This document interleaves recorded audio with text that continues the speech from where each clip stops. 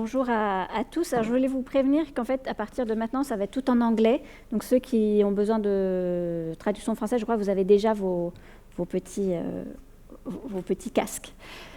Donc, on y va maintenant en anglais avec l'accent français. So, hi everyone, hi. So, as just... Oula. Just you were introduced, but I'm going to introduce you again. So we have with us Yi-sen, who is a producer of Get the Hell Out. Get the Hell Out is being screened right now in a full house theater, and with him we have Eric Joe, who is representing the film and helped us a lot during all the process of having the film.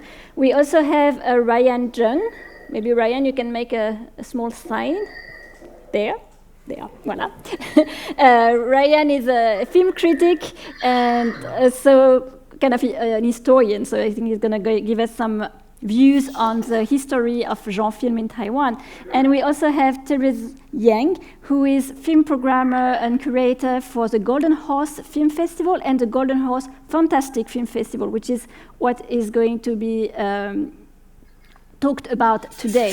And last but not least, John Xu Hanqiang. So if you have been often to the NIF, you have seen his film because his short film, many of his short films were screened here, and last time you must have seen Detention, which was his first feature, a very important feature that really had a massive influence in Taiwan, not only in terms of aesthetics, but also of discussion about history and politics, and it had a huge influence on Taiwan society.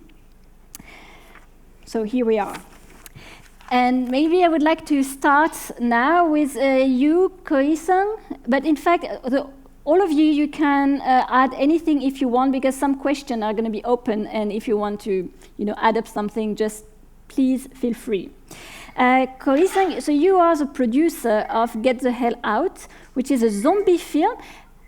I've seen many Taiwanese films, but in my memory, I haven't seen many zombie films. For me, it was one of the first I had ever seen. I've seen like ghost films, film with spirits, but zombie like that, like zombie and politics in the parliament.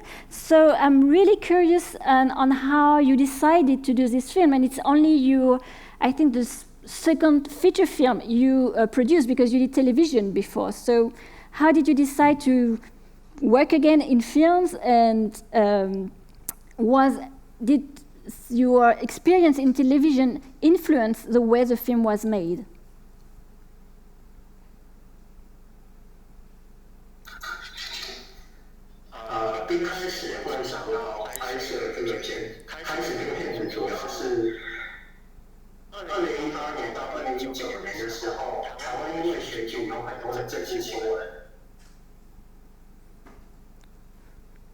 Eric, are you doing the translation? Yeah. The producer would like to say that the reason why he actually decided to do the film in the first place is because back in 2018 to 2019, there was a presidential election in Taiwan. So once we turn on the TV, we'll see lots of political news, and all those, want to get elected parliament members actually be fighting on the news. 那个时候，我们每天打开电视机，都会看到很多政治人物，大家都想要进入立法院。加上当时也有很多政治人物在立法院打架的新闻。So actually, once we turn on the television, as we said, we are actually in Taiwan. Some of the parliament members, they actually really, starting to fight for those, those high entities in order to get into legislative. So that's actually the real kind of the political element here. 有一天在跟监制还有编剧聊天的时候，我们就想到，如果有一天这些政客都变成了博士，立法院里面的人都想要逃出来，那会不会是一个有趣的故事？ So one day, as the producer, when I was talking to our scriptwriters, saying that, what if you turn all these parliament members into zombies? So this time, it's not that everybody, including the zombies, want to get into the legislative, but actually they want to get out of the legislative. Would that be a little bit ironic? Do you know what happens in Taiwan recent days? So that's the starting point.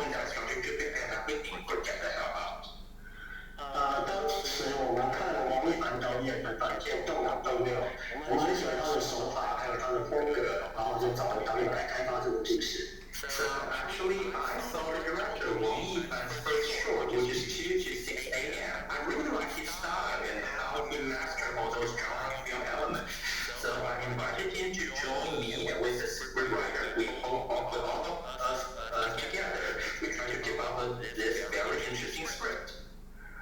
然后导演自己本身也是个摔跤迷，然后男女主角花了很多时间去学习摔跤动作。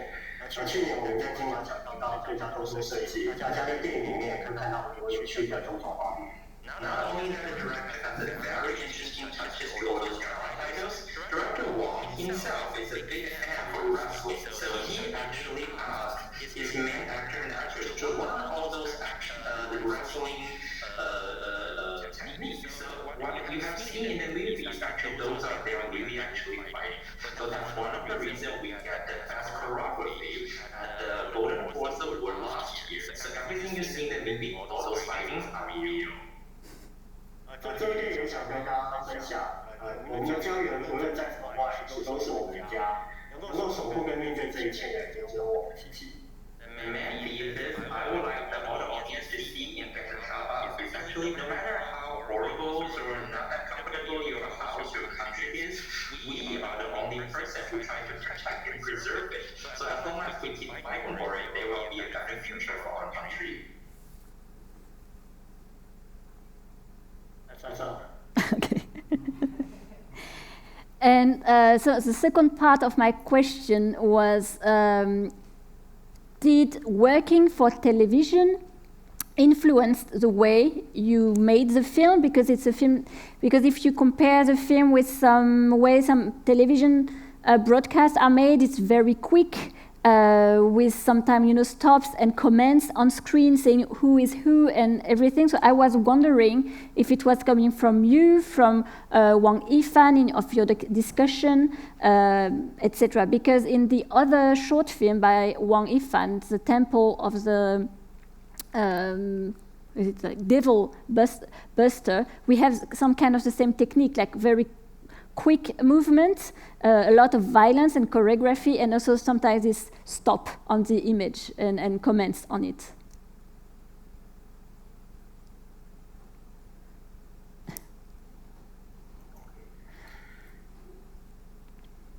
因为这部电影的预算很有限，所以其实之前制作电视的经验就帮助我很多。The producer would like to say that even though it seems like a really lavish movie, but we are still quite independent. So with this limited budget things, what I have worked in the television or the TV world actually quite excel me to try to actually get everything under control within the budget, and then having this really moderate taste how he actually started to actually make everything done for the movie. And 因为真实的立法院是不可能让我拍大量的动作，还有真实的画面。So actually, the producer also like to point out that the real legislative union in Taiwan will definitely not allow us to actually film there. So 所以我们后来在高雄，跟台湾的南部高雄找到了一个废弃的空间，它建成电影院的立法院。So through my work colleagues in the TV field, actually we tried to find an abandoned legislative union in the southern part of Taiwan, in Kaohsiung. So actually I started to set up everything there to turn that abandoned legislative union into what we see in the movie right now. Okay, and 所以如何让演员在安全的拍摄动作，还有大量其他的戏，同时要在1个月里面拍摄完，前置作业就变得更重要了。So actually, in my job, when I was on the set, my experience is actually telling me that we try to put everybody in this abandoned place, and then all this fighting, all those fake blood, spreading around all these places with limited budget and time. So the time control and the money control is the best thing which I can actually experience this while I was trying to produce this title. Okay, so and maybe last question for the moment, I would like to have your impression on the production of fantastic films in Taiwan. Do you think it's something that it has been developing? Do you think it's something that's going to develop again? And do you want to do another fantastic film, because it was very successful and indeed with limited budget but a lot of efficiency?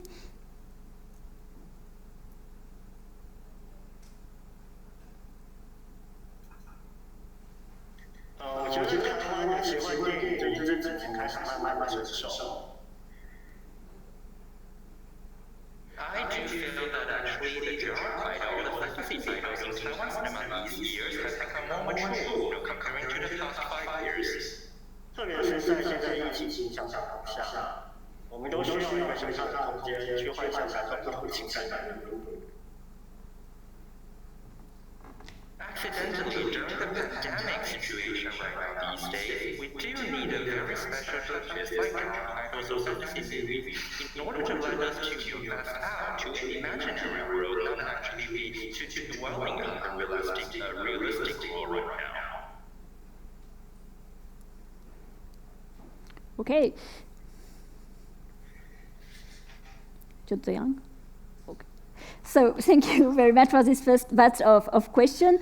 You can come back to the discussion later if you want, because I will gonna have maybe more open question. And I would like to move to Ryan Cheng now, who is a film critic. And in fact, as Yi-sen was saying, we can see that there was a shift into the recognition of Taiwan cinema. I think most of you here know that. Beforehand, the Taiwan cinema was known for the most famous directors going to Cannes or Venice, such as Hou Xiaoxian, Tsai Ming-liang, Edward Yang. And you know, they will only appear in this big festival, and it was as if the rest of Taiwan production did not exist. And recently, through other festivals and through fantastic genre, Taiwan cinema is back in a festival. And I would like Ryan maybe to talk about that, and how in fact genre cinema is somehow new, but also not new in Taiwan film history. So Ryan, if you could. Okay, well, let me share my screen. Okay. When we're talking about genre film in Taiwan, what come to your mind first is TAICCA or DETENTION, or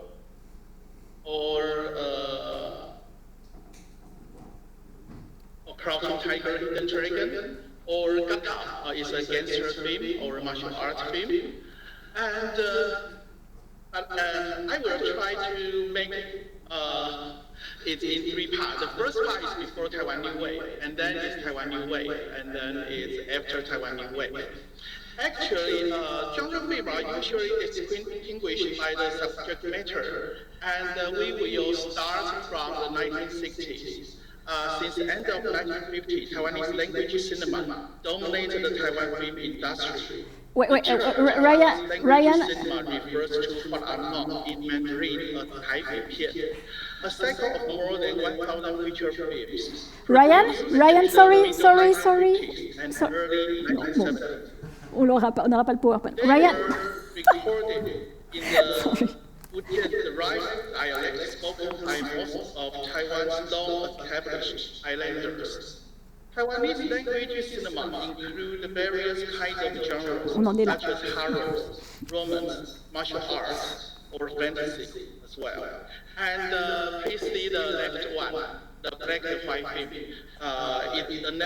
The title is Bride Who Has Returned from Hell. Actually, it's adapted from the first Gothic romance novel, Mistress of Merlin, written by Victoria Holt. And the right one is Beautiful Darkling, but it's not Taiwanese language film. In 1960s,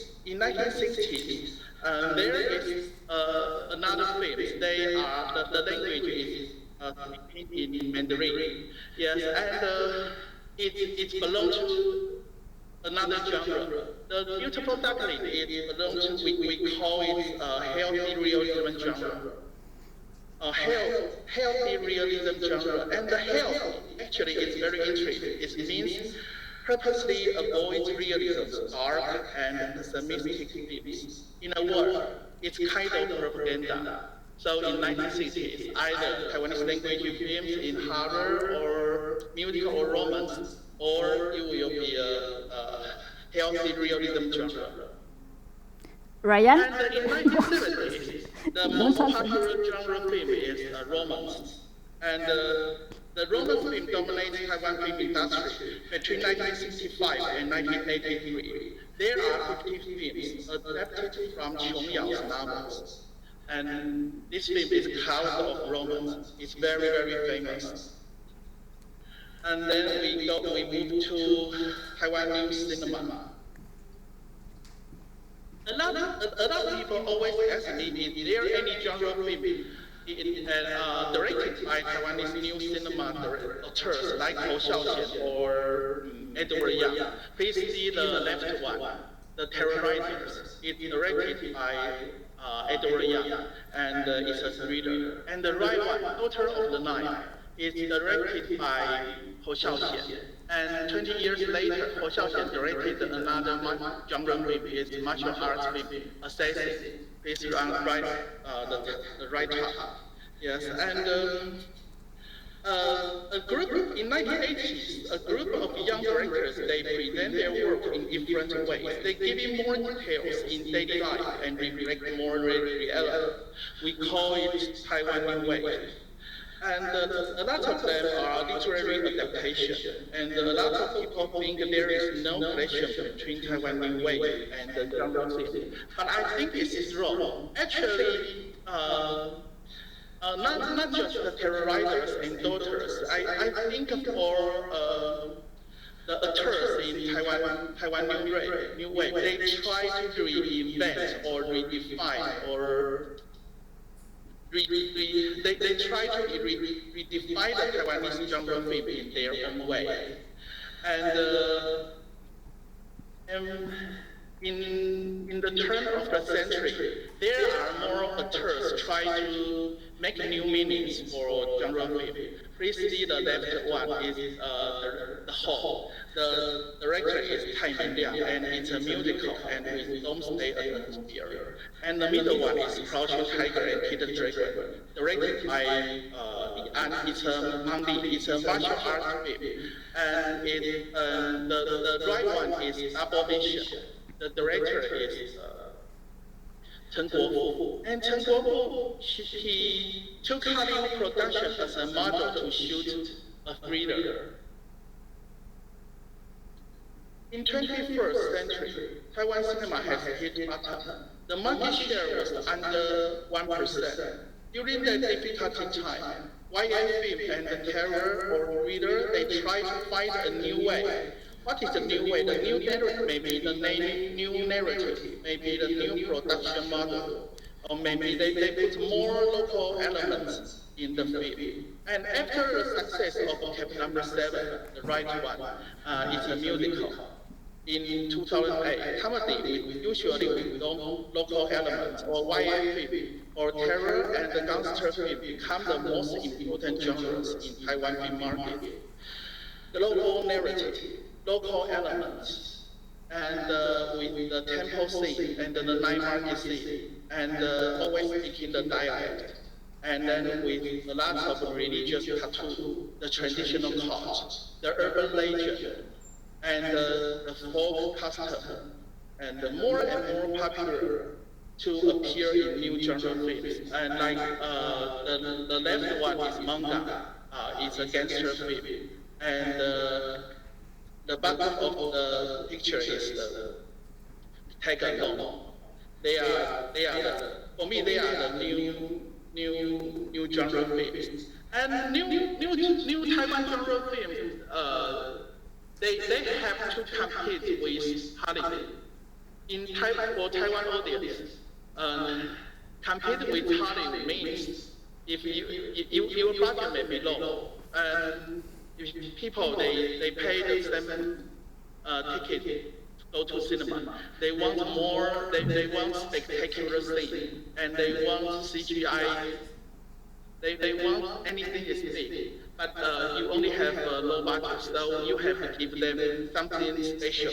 The something special means maybe the local identity or local culture, and this will have some resonance, and their feeling will okay, I like it.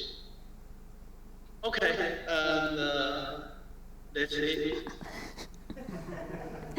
Okay, thank you, Ryan. In fact, we couldn't see the slides because they were blocked on the first one, but that's okay. Thank you so much.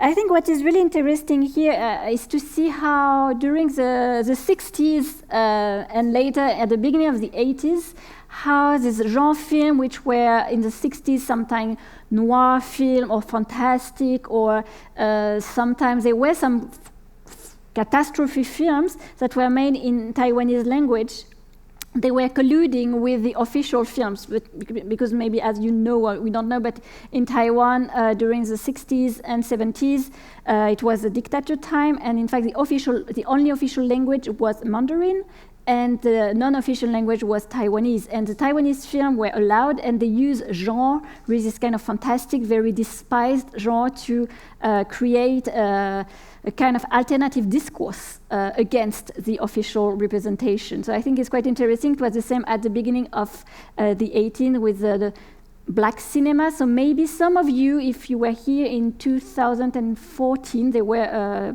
black cinema retrospective at NIF. And nowadays, I think we have more or less the same with young directors. So we have the old school directors, such as Ho Xiaoxian, Tsai Ming-liang. Well, Edward Young is dead, but doing these films that are loved by the West.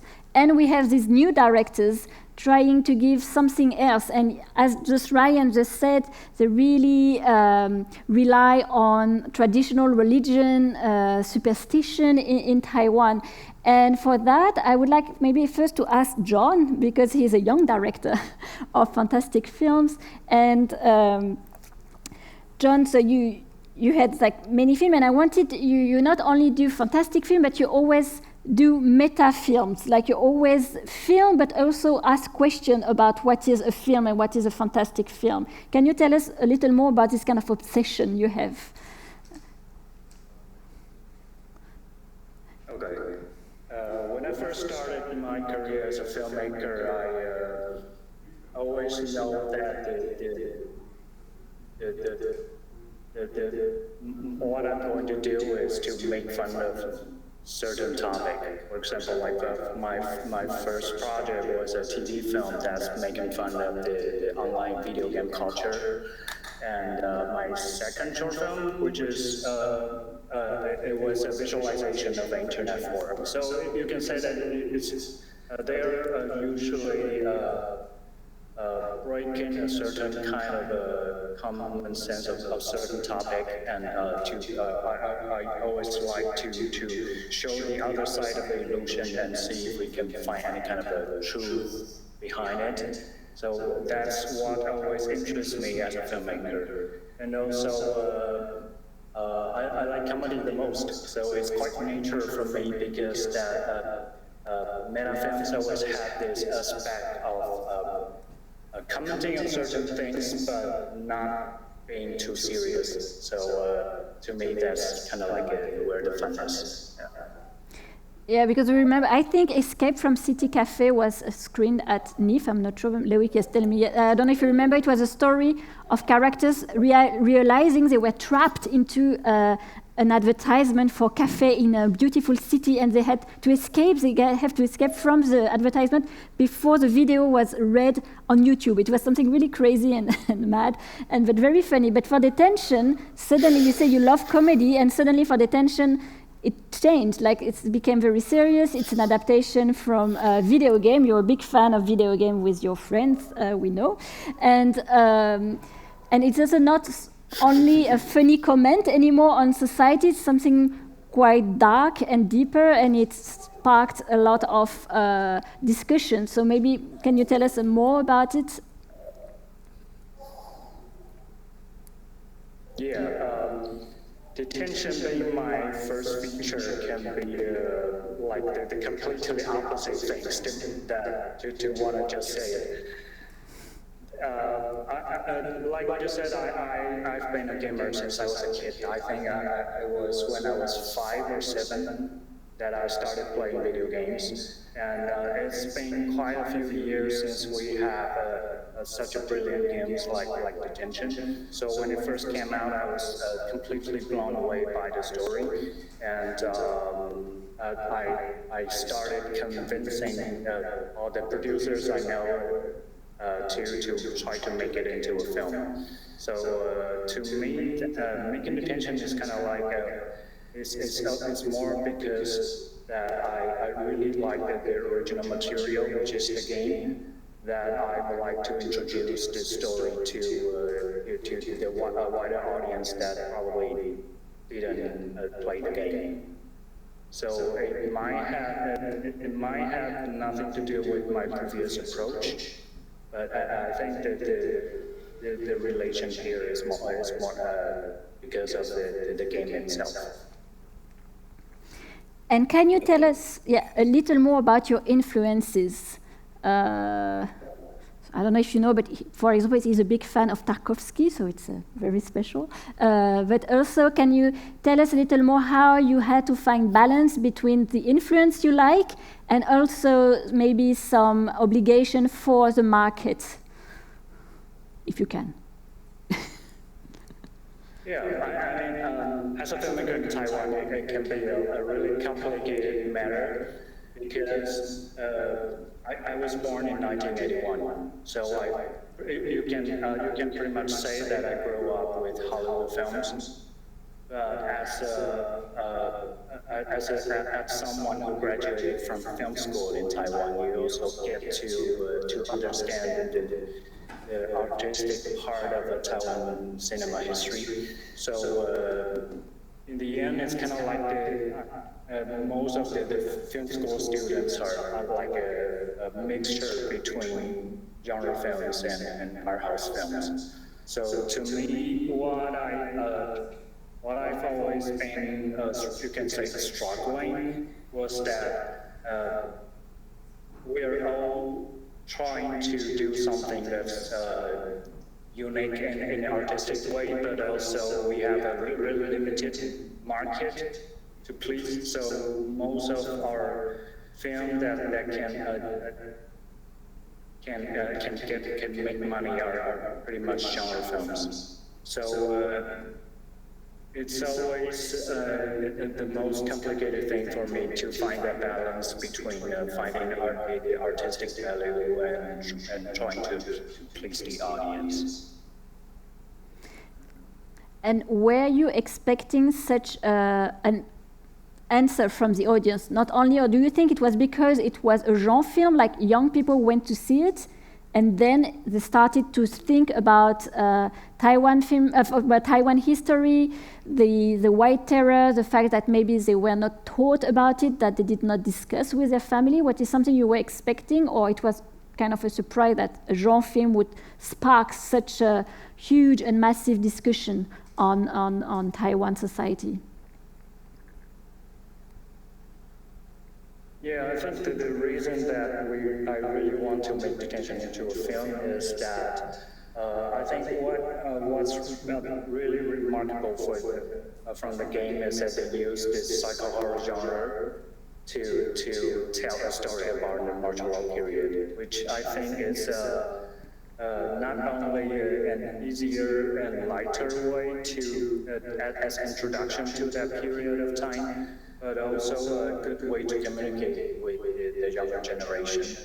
And that's what I think one of the most brilliant things in the original game. So when we adapt it into a film, we make sure that while maintaining the essence of a story that happened during the White Terror period, we also need to make sure that it's not going to be just a historical drama, but we have to make it into a psycho horror genre film, which is like our approach while making an adaptation. And in fact, maybe for the audience who are not very so always, pretty much just yeah. like Please. No, please. the game. Just for the audience who maybe does not know everything, when the film was released in 2019, it was right at the moment when Hong Kong was under the opposition. The young people were opposing the Chinese government, and in fact, Detention was kind of an echo to that, and it has really a tremendous influence on Taiwanese youth, and we think that it might also influence the election that in Taiwan that were coming a few months later, because suddenly it was as if young people were realizing not only their history in Taiwan, but also what was really this dictatorship and authoritarianism from China. So it was really a kind of, just under the look of genre film, psychoterror, nearly experimental. Somehow it really had something much stronger, and it's great. And John, can you tell us a little more about your new project? Will you someday stop doing fantastic film, or is it really what you really want to do, and it's your soul? Yeah, I think since detention being such a serious project, that because we have like such a responsibility to tell the story about this period, so it's really hard to make fun of anything, which is to me it's kind of like there's the other part of me wants to do something different. So my next project is pretty much going to be like a horror film satire. The title is Dead Talent Society. So it's like we're all familiar with the Asian horror films, that there's always like a female ghost coming out and try to scare people. So we're trying to stand in their shoes and trying to figure out that if you're the ghost, how are you going to scare people, and what's the competition between each other is going to be like. So it's like a completely different direction with detention. Yes, it's going to be more like what you used to do before. So thank you so much, John, and maybe yes. we will move to Therese Yang, but as I said, if you want to add something, or if you want to intervene, do not hesitate. We are all here to discuss together. I don't know if any of the four of you have something to add to what was said before, but maybe Therese, and I think it's going to be a good, maybe conclusive talk. So Therese is one of the programmer of the Golden Horse Film Festival that maybe you know, which is the equivalent of the Oscar or Caesar in Taiwan to award the Chinese language films, but it's also one part, it's also a big festival in Taiwan that really take the best of the world film to Taiwan audience. And a few years ago, maybe Therese is going to tell us a little more about it, they decided to do a fantastic film festival. So to open to a new genre, not only art house cinema, but also fantastic film. So maybe Therese, can you tell us a little more about why you decide to do this new festival and how it works and how you work? Thank you, Wafa. Before doing that, I'd like to give everyone a general idea about the situation in Taiwan regarding to film festivals. Just like we are just smaller than Swiss, and there are 23 million people living here, and we have a very open film market. Just like I give you a number, that before the pandemic in the year 2019, there are 827 films being released theatrically. In Taiwan, 9% are from Taiwan cinema. And there are around a dozen film festivals taking place every year, set in this small island. And Wafa just mentioned the very classic, very prestigious Taipei Golden Horse Film Festival is actually the most famous one. It's an award competition, Golden Horse Award. It will enter its 58th edition, and with 23 award category, red carpet, the live broadcast, live TV broadcast, everything. So that's why we've been called Asian Oscar. And the other one is the Taipei Film Festival. And normally we have 180 films screened here, and 450 screenings, some things like that, and the attendance rate is at 75%. That's the general idea of the film festival. The biggest one is the Taipei Golden Horse Film Festival, and there will be like a dozen film festivals in Taiwan, but just no genre film festival. And in the year 2010, you know, the film market is kind of booming, you can say that. And by then, our chair is director Ho Xiaoxian. Ho Xiaoxian is like very open-minded and very supportive, very supportive. So our CEO, Mr. Wen Yanxiang, decided that why don't we, because the Collective Taipei Global Film Festival take place in November, so we're thinking just like to bring something lighter, funny to the market. So we're gonna try this genre film festival. That's how everything started. And Ho Xiaoxian is giving his 100% support. So we just move forward to that. That's how everything started. We were actually kind of unknown and scared that we are very experienced film festival holders, organizers, but still we are not sure if the Taiwan's audience is ready for genre film festival. Yeah, so I'm gonna go ahead and keep saying about the curating part. So in the very beginning, we decided to sort of widen the definition of genre film. So it's more like a fantasy genre. So besides the horror films, scary films, sci-fi cop films, there is a large part of the program we put in comedy, musical, even Bollywood. This is the first time we try to make the program look lighter and easier for everyone to be engaged with. And then the second part is we want to bring the audience a very different experience of film watching things like that. So we design various special screenings, just like we'll have surprise film. The audience purchase a ticket before without knowing what they are going to see. I think it's very interesting because no one has ever done that before. And also we have the Midnight Insomnia American screening. We choose some classic genre films, a set of them, and we begin the first screening in the midnight and end the last screening the following morning, just like we don't want the audience to just want to stick there and watch the film the entire night. And somehow for those kind of event-driven screening, it all works. And the most fantastic one is the Rocky Horror Picture Shows. Yeah, I think everybody knows that. It's a very classic pop film, but somehow it never been introduced to Taiwan. So we decided to make the first try, and we try to like make it crazy, just like that. So we have this section called party screenings. It's sort of like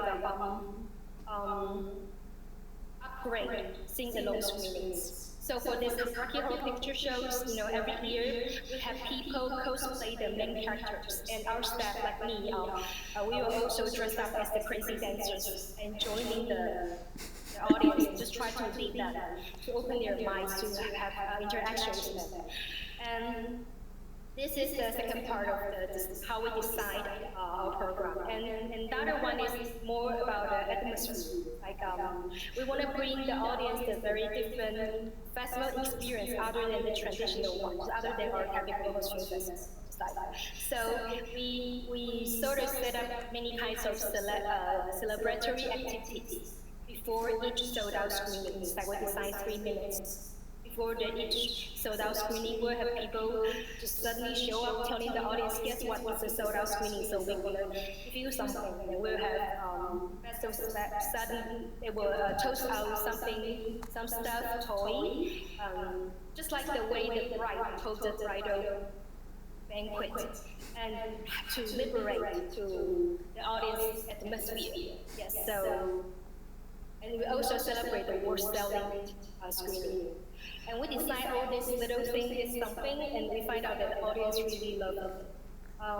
They just can take whatever we provide to them. I think it's very important. And if it's possible, I'd like to show you some photos about the film festival. Can you Please. see the photos now? No. Okay. Oh, so yes. This is the one. Okay, so this is the one I'm saying, the celebratory, it's a sold-out screening. So we're simply just posing the toilets, the step toilet. The audience will just get crazy, get wild, not like the usual way they look. Okay, the next one, please. Okay.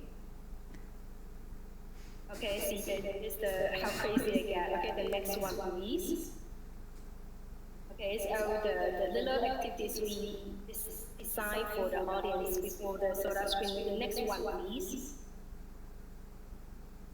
Okay, this is the sing-along, we do the la-la dance. They just love it. The next one, please. Okay, this is this year, the pandemic year, we have the Sisters Act. And those nuns are all festival staff. Okay, the next one, please. Okay, this is the audience just very easy to manipulate somehow. They just follow us, standing up and dancing, singing. The next one, please. Okay, they also dressed up. I really love our audience. And next one, please. Okay, they just happy. Okay, next one, please. It's almost there. Next one, please. Okay, this is our Rocky Horror picture. Those are all festivals that me as well. Just welcome all the guests. Okay, next one, please. Okay, this is our actor. Okay, the main characters. We have someone play very important. And the next one, please. Okay, that's me and the audience. You can already see the cinema. It's getting so dirty after everyone gets crazy. And the next one, please. Okay, this is Freddie and Janet. Okay, you have people, dressed up like that. And the next one, the audience, I really love that. Next one, please. See, that's how we attack the audience with a water gun. They love it. Okay, next one. We're all wearing masks because it's during the pandemic. Okay, this is our Eddie. Okay, next one, please. Okay, this is our Brad after we liberated. Next one, please. Okay, that will be all. That's everything. Okay. So it's very funny when we started Fantastic Film Festival. We never expected the audience would take it like so quick, so easily, and as they mentioned, I think the people in Taiwan are all crazy and enthusiastic about the political things, and they are kind of depressed. I mean, on spot. So somehow this Fantastic Film Festival just give them the chance to be exploded. So this year is our the 12th edition. Compared with the classic one, we are very young, but the atmosphere are so nice. You know, the attendance rate. We checked the numbers. The attendance rate is up to 84% this year. It's crazy. It's we only have 130 screenings and 77 are sold out. So I think it just works. The audience are nice. I think it's why we have so many beautiful genre films as well. Thank you, Therese, and for you, but also the others, because it's been 10 years, and we have seen that this kind of explosion somehow, real development of fantastic film in Taiwan since then. Do you think this festival just influenced Taiwan audience to like this kind of film and also filmmakers to do this kind of film? So it's a question for you, but also all the others. Are you used to go to this festival? And I've been there. It's really amazing, I must say. I really love it. And that was my question. Do you think there was this influence or not? Yes, of course. Actually, the Fantastic Film Festival is very young. It's quite young, and I'm not there to say that we've made a certain influence on genre film production in Taiwan, but I believe we've made such changes to the audience here, just changing the way for them to attending film festival, the way of film being watching, and even how cinema could be introduced to the audience differently. And for me, it's very significant, to bring in the younger audience. Because the audience in our genre film festival and the classic Taipei Golden Horse Film Festival are actually very different. They are much younger, and they are not a frequent moviegoer. They sometimes attend our film festival just for fun. So they don't watch that much art house cinema, not like the audience from the Taipei Golden Horse Film Festival.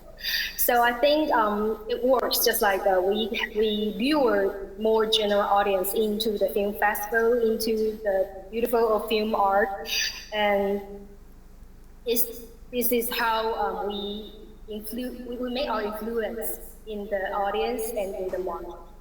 And I don't know what they will become in the future, but I always think positive and confident that it will be something nice. Yes. And what about the other? For example, John, I think you go to the festival. Some of your friends are part of the Rocky Horror Picture Show. We know, we know.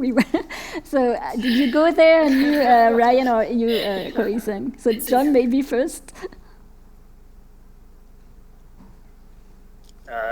You mean the Fantastic Film Festival? Yeah, you used to go. Yeah. Did you see interesting films there? Was it influential on you? And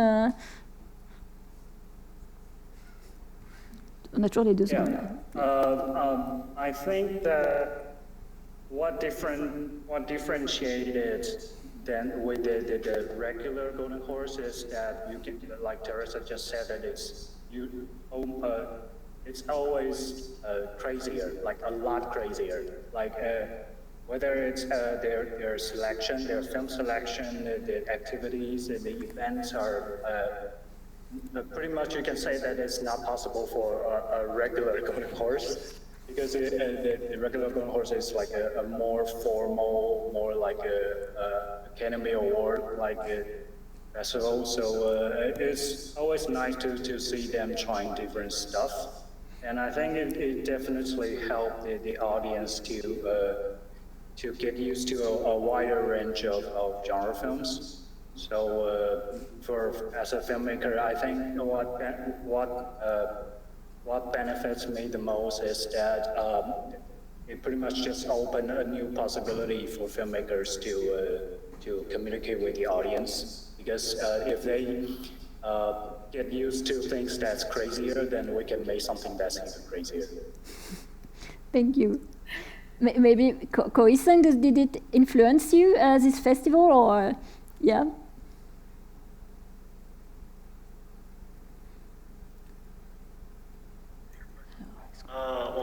其实我个人还蛮喜欢金马奇幻影展的，因为其实它跟金马奖有很大的不同。So producers like to say that personally himself, he actually likes this Golden Horse Fantasy Film Festivals even more because it's actually quite different than the normal Golden Horse Film Festival. 它跟金马奖最大的不同是，我觉得它充满了年轻的生命力，它是非常的活跃，非常的。The most big differences for the Golden Horse Fantasy Film Festival is actually what Therese just said. It's actually full of lots of like young energies, and that's the most different thing, most vibrant thing actually. The producer he can feel personally to the Fantasy Film Festival. 而且因为逃出立法院本来是要在奇幻影展首映的，但很可惜因为疫情的关系就取消了。So actually, accidentally, last year, the Get the Hell Out would have its world premiere at the Golden Horse Fantasy Film Festival. But sadly, last year, the Fantasy Film Festival was cancelled due to the pandemic situation. Yeah, it would have been perfect. 王一凡导演其实非常期待那一次的首映。So the producer said that, before the cancellation, he himself and the director were actually pretty excited about, okay, wow, our titles will be going to Fantasy Film Festival. It will be a perfect fit. Yeah, I agree with it. I think it would have been like a real crazy screening at the time. And you, Ryan, I think you're more normally into art house cinema, but are you also familiar with this fantastic film festival, or it's like something you're less familiar with? Yeah, actually, every year I attend the Golden Horse Fantastic Film Fest. Every year. Yeah, I enjoy the atmosphere. As a film critic, I see any kinds of films, not just art house cinema. Yeah, I like melodrama, and every day I watch soap opera. Soap drama. Yeah, and the most thing for me to enjoy in Fantastic Film Festival is Therese always to pick up some not political correct film. Yeah, sometimes it's really dirty and really crazy. Yeah, and out of my mind. I think for me, Fantastic Film Festival always asks me to open my mind. Yeah, because I'm a serious person. So open my mind is very, yeah. And I think it's a really great conclusion. Do we have questions from the audience or from online people? I don't know. We do have some questions. I can see them. And in fact, they're going to be asked and ask again in the mic, and you can answer. Hello. I will repeat your question in the mic, please. So from the September onwards, I've been doing a course of 3 years in screenwriting in Taiwan. And I would like to continue in the Taiwanese film or entertainment industry. And I have any questions because like both Xu Dao and John and Ko, they said that they came from a television background. So I was wondering if it's easier to enter the industry if you start from television and then proceed towards cinema. Or like if they have any advice for somebody who wants to start in the industry in Taiwan. Okay. So he's attending school in writing, right? Screenwriting, sorry. And he asking if it is easier to come from the television background for going in Taiwanese cinema or fantastic cinema. So yeah, maybe John or Yi-sen, you can answer. But is it easier to come from television or to start from short films, as you did, John? Sorry, again, I didn't get the question. Okay. There was some problem with the sound, I think. Okay, the question is from someone from the audience who is going to go to Taiwan to study screenwritings, and his question is it easier to get into cinema world when you start first in television, like you did, Yi-sen, or maybe as you did, John, from short films, and then starting doing a feature film? So maybe. Okay, it's not necessarily. Please. It's not necessarily television or film school because in Taiwan we have such a small industry, so and also a limited market. So it's like we're always waiting for the new talents to join the industry. So it can be coming from anywhere. So no matter if you are coming from a film school or you want to get into the television first, there are even a lot of friends of mine was majored in completely different territory and got themselves into this industry. So yeah, I think it's everyone is welcome. Thank you, John. Maybe.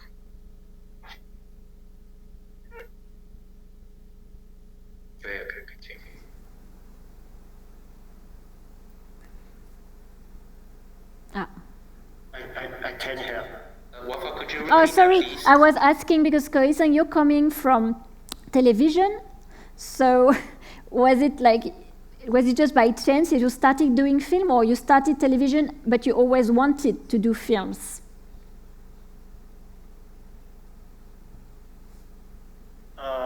我觉得如果能够从短片开始，让我们先知道你说故事的能力跟方式，不管你的背景是不是从电影或电视出来的，其实有很多导演都不是相关科系加入这个圈子的。就是先有个短片，让我们知道有你说故事的方式跟方法，那我们会更认识你一点。 The producer would like to say that actually he was suggested that the new directors or newcomers who actually like to join the business in Taiwan would definitely have a better idea to show who you are if you have like a short film or anything that can represent yourself. Just like John said, even though actually in this business in Taiwan, some of them are not exactly from the academic background like movies or television studies or productions or thesis. But however, if you could actually have just maybe like a script for short films or anything that should represent yourself ready while you're actually in the industry. People here, director, producers, or other people will know you better, rather than just having like nothing. But if you can just having anything like a short or a script or anything, I want to really make people to actually like you or even like your style more. So that's actually his suggestions for people who like to join the business in Taiwan. 然后因为现在其实反而国际平台的需求产生，那就会变得现在制作电视剧的要求也会跟电影一样高，所以其实先加入电视剧写剧本，不见得会比电影容易。 The producer would like to add that because of Netflix, Disney, so all these kind of international platforms actually coming to Taiwan. So for the production side, especially for TV series, it's actually have the standard as the same as the international movies. So even though maybe people used to think that, oh, having the script in television may be a little bit different like movies, but however, nowadays, because of these international platforms, they have the international standard brought into Taiwan. So working in the TV industry, working in the movie industry, working in the short film industry are actually exactly the same right now these days, more standardized. Thank you. That's all. Okay. Do we have any other question? No? Yes? Yes, here. No? Yes? So, no. I do have one question. It's a question for John. You talk about video games and how you are getting inspired from it. But I wonder, video games are less artistic, if I may. They are very creative, but they are less recognized as an art form, I would say. So how do you manage this transition to film? And do you think video games can be in sometimes getting into art form also, or do you think it has to become it pass by film to getting more recognized?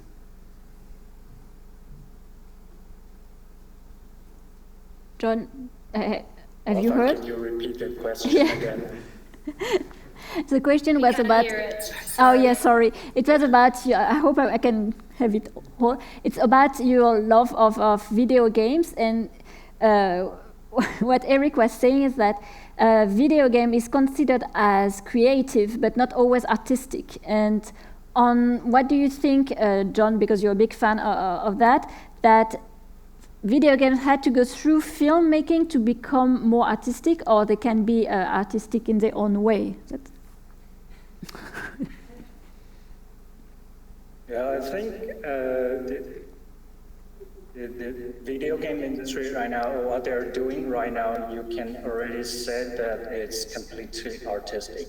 Because on one side we have blockbuster games like blockbuster films that they are like high production value and usually safer. But on the other hand, we have indie games, which is like indie films, that a bunch of different developers are trying different stuff. And they can be like extremely experimental or artistic. For example, like Detention, the game was actually an indie game, not a blockbuster game. It wasn't like a big production or something. It was made by 6 people. So it was a really small team, and because of the size of the team and the production, they are more freely to try things that like a bigger production wouldn't even dare to try. So to me, that you can already find a lot of artistic games on a lot of online platforms. For example, like Steam, there are like a bunch of art house games on it. So to me, that's kind of like it's no longer the case that video game is more like entertainment than an art, a piece of art. Okay. Alors, do we have another last question or no? Oui. Sorry, this is maybe a bit of political question. Mm-hmm. But like as we all know, the Chinese mainland has become the largest box office industry in the world since last year, and will probably stay like this. So as Taiwanese creators, how do they cope with the temptation to cater to this gigantic market who speaks Chinese and their own like independence or quest for independence. And because there's an example a few years ago, Ji-hun, this movie of Wafa, I think, directed it, and it was catered to the mainland audience, Taiwanese film in co-production with the mainland, and it was an average success on the mainland. But so there are already examples of like Taiwanese creators who are trying to cater to the mainland market, and how do they feel like the people present here in relation to this temptation? 听得到吗？没有。No. So the question was more about it was a more political question about Chinese market. Chinese market has become like the biggest film market in the world, and how do you do to maintain your independence and your way of thinking, or are you thinking about this market? Is there an influence thinking because you have to fit into the Chinese market that you have to change your film, or do you try to keep your independence on that and in creation independence?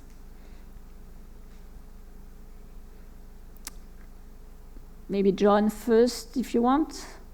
Who is going to answer that? Me? Okay. I actually tried developing some projects like 10 years ago in China.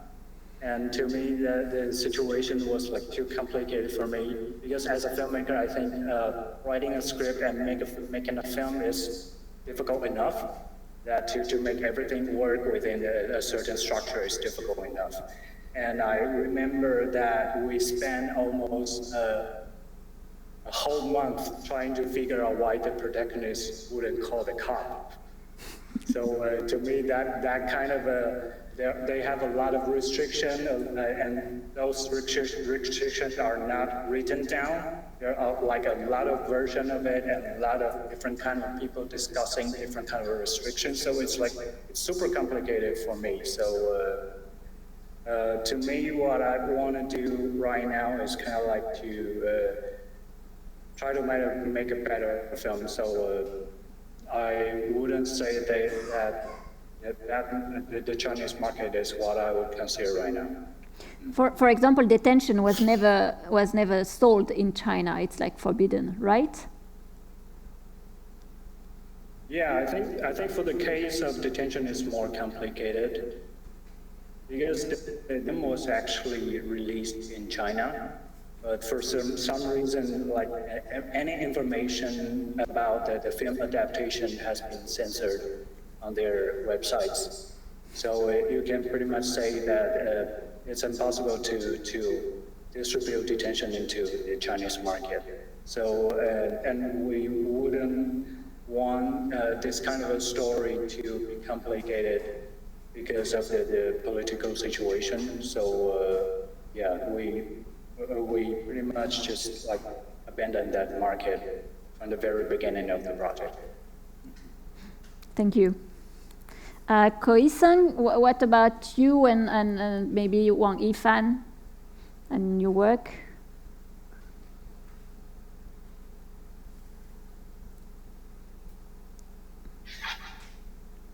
我觉得还是回到你的故事要说的是什么。对，就是今天拍摄一个电影，他想要说的故事，他想要跟人沟通的主题是什么？市场当然是很重要的，可是不是每一个电影都一定要去连接到为了市场而拍。So basically, as a producer, I would like to pop this question first. What is the main thesis that you would like to communicate through this film? Even though actually having the target audience and the market is quite important while we try to develop a title, but however, as a producer, I always tell my scriptwriter and director that what is the main point, what is the most important thing we would like to communicate through this work? So maybe, yeah, definitely the Chinese is a big market, but maybe actually not that all the titles or all the things we produce here has to do with something revolving around mainland China. It's still quite depending on what is actually the true things we like to say through this film or this work or whatever the thing we're trying to develop here. 对，我觉得政治跟电影它还是必须要是分开来思考的。对。So the political and the movie itself probably we'll just try to separate it as possible as we can. 我觉得，然后电影我觉得它可贵的地方就在于，人性这个主题是全世界都能够感受到的。 So at last, I would like to say that the most important thing I found is so valuable in the movies is actually humanity. That's a universal thing. Everybody in this world would care about what happens to around them. So the humanity within the movie, that's also something which I always try to pursue while I was doing the production. 当然，如果今天你想说的故事，它必须要很大的资金才能够做得到，你就需要有不同的资金来参与这个故事。那它也不见得会跟政治有关系。 But however, if you today you like to have a big budget title, you have to have very different, financial sources coming from every different market. That's something you need to also think about while you're doing the development. However, well, as I said it before, maybe sometimes we still actually separate the politics as well as what we have been found in movies. That will be the best way while I was doing the production. 我觉得特别是现在，其实 OTT 的关系，其实选择性会更多。 Especially around nowadays, like what I mentioned before, all those international platforms and all those over-the-top things actually around the world, we might have some more choices if we are talking about the market or the target audience that we're trying to find. 所以我觉得电影就是好好的把一个故事说好，比什么都重要。 So the most important thing I always said to my crew and then my people and as well as me is actually to tell a story right, to tell a story perfect, to tell a story as the way it is. That's the most important thing. Thank you. Thank you. So if we are done with questions, I think we can thank the 4 of you, the 5 of you with Eric during the translation. And we hope we can see you next time here in Neuchâtel for new fantastic Taiwanese films. Thank you very much, and thank you.